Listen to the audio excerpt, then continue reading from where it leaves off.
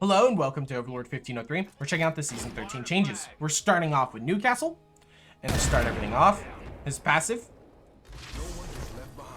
is his little shield right here. You can move around and res at the same time, and for all my console players, make sure that you aren't holding down X or whatever it is on PlayStation while you're resing him. It's a toggle, right? You press it and then it happens. You don't need to hold the button down. It'll happen on its own, so you can have both of your thumbs looking and moving. Newcastle's second ability is a mobile shield. It has about 350 HP on the top and bottom sections. You can move it around and move through it like a Gibby wall. Try and break the bottom section first. You can break the bottom section and the top section will stay, but you can get shot in the little footsies. So keep that in mind. Now with his ultimate, you can lock on to friendlies, or you can lock onto a free area. And if you lock onto an enemy with it, if you hit an enemy with it, you'll send them back. Your shield also won't deploy on top of them. It goes into a short area in front of them, a couple meters away. And the shield is electrified.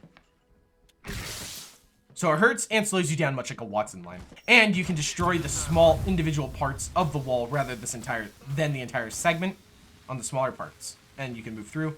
But if these smaller parts get broken, they break in a chunk rather than the individual segments. And they each have 750 health. That's about it for this legend. Not very complicated. One of the more simplistic ones, I think. But I think he might be relatively strong. Alright, and now we'll begin with the weapon changes. First things up, Kraber got a relatively large nerf. It used to have a 3 times headshot multiplier, now it has a 2 times headshot multiplier. And it went from 145 body shot damage to 140, right? So there's the body shot damage of 140. And helmets are also more effective. Blue helmets went from, I think, 40% damage resistance to 50%.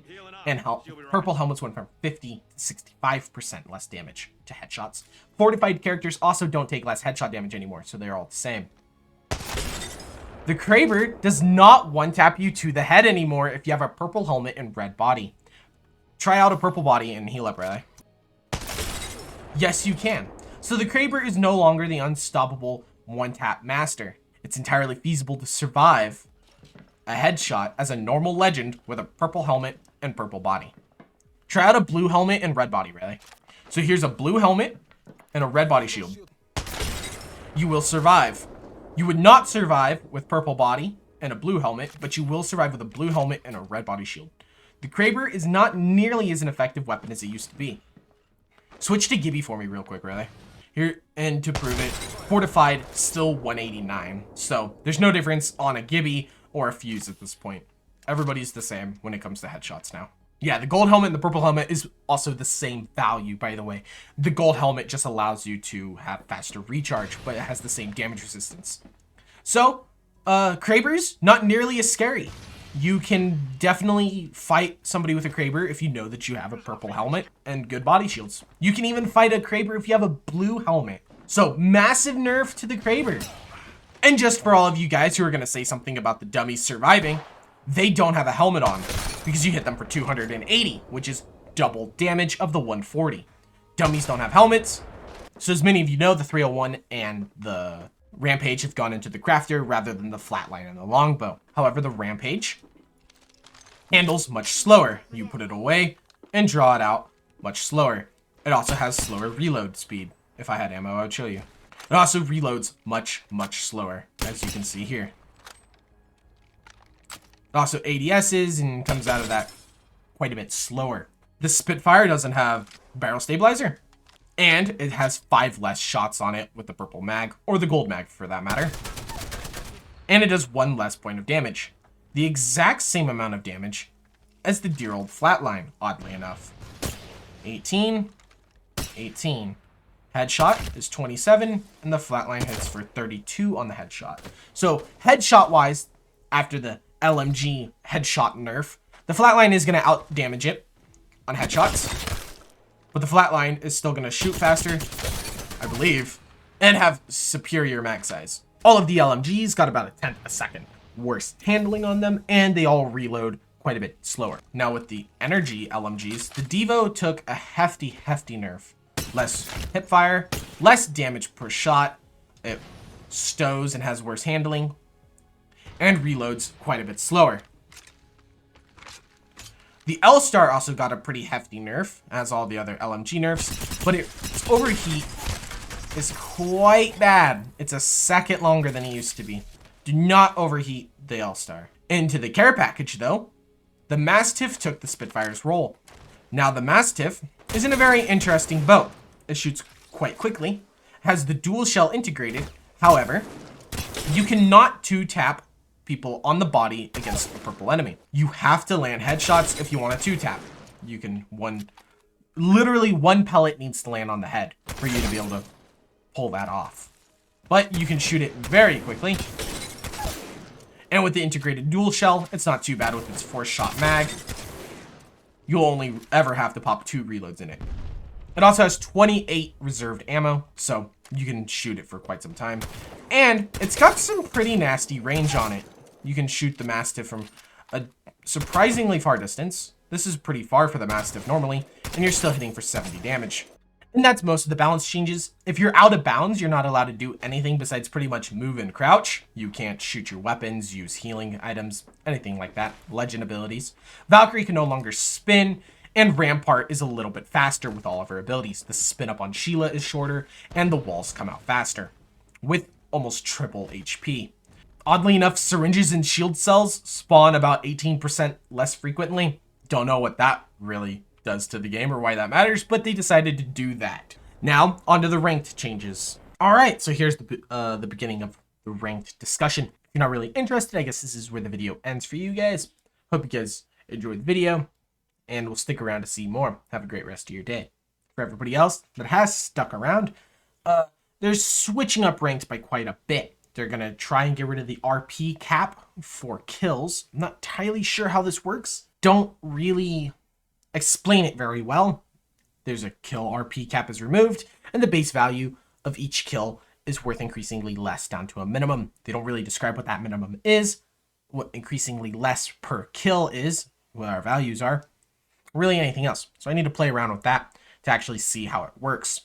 Your assist timer is 5 seconds longer, so now you have 15 seconds to get an assist counted, and if somebody gets downed and then revived, then their assist timer gets reset. So you have an additional 15 seconds for a teammate to down that person and still get an assist. Now, don't worry if you don't get assists anymore, because now if an ally on your team knocks and gets a kill, and they get RP for it, you get 50% of that RP gain also, which I think is a great change, because just if you didn't deal damage doesn't mean you didn't help in the fight. You know, you pushed the enemies out of an area with a Gibby ult, they ran into the open, your teammates destroyed them. You get no points for that. That's how it was before in Season 12 and before. Now, though, that's not so. I really enjoy that change quite a bit. You can demote out of tiers now. You got 3 games of loss protection before you can get back into into the tier that you just fell out of. So if you were in gold and then you fell down to silver, you have 3 games to get back into gold, I believe. When you demote, let's use the same example, from gold 4 to silver 1, you're halfway through silver 1 instead of starting off at whatever value you actually were. To counteract getting into gold and then instantly dropping back down to silver and losing half of that rank's worth of RP out of silver 1, you get 100 RP of tier promotion bonus, which really assists and makes it a lot easier. This is the controversial point, I feel. This part is going to make ranked exceedingly more difficult. Bronze, for one, at bronze 4, you have an entry cost. This goes all the way up per division in bronze. So bronze 4 is 15, bronze 3 is 18, bronze 2 is 21, and bronze 1 is 24. 24 RP is quite a bit. That is the same cost as what gold used to be last season. Gold, in turn, is 48 RP, which is what diamond was at last season. Actually, if you make it into platinum 1, so pretty much diamond, you are paying the same amount or even more than a master has in the past.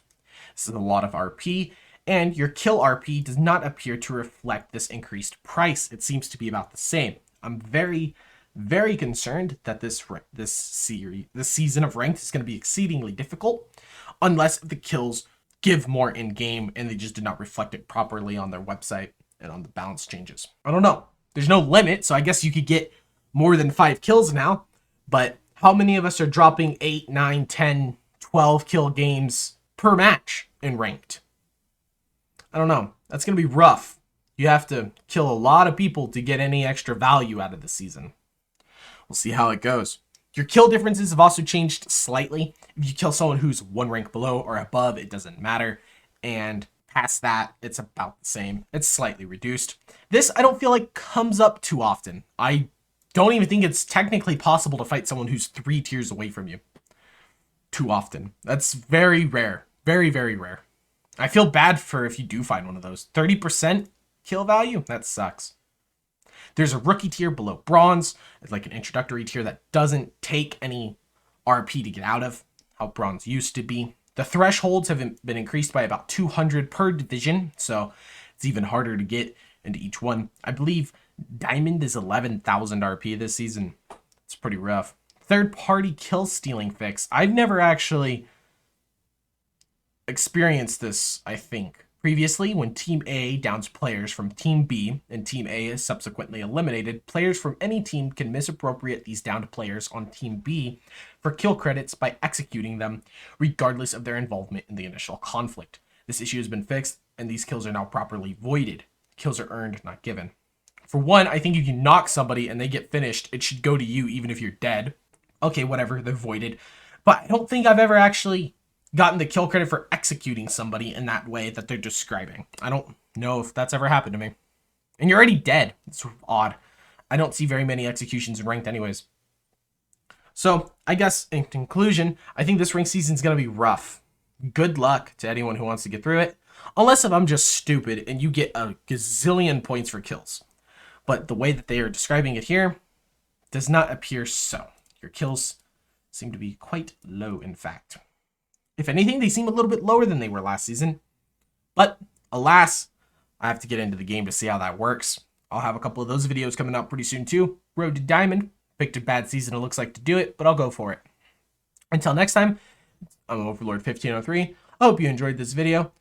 Do all the YouTube stuffs. Like, subscribe, subscribble, whatever it is now. Ring the bell. I don't know. And hope you have a great rest of your day.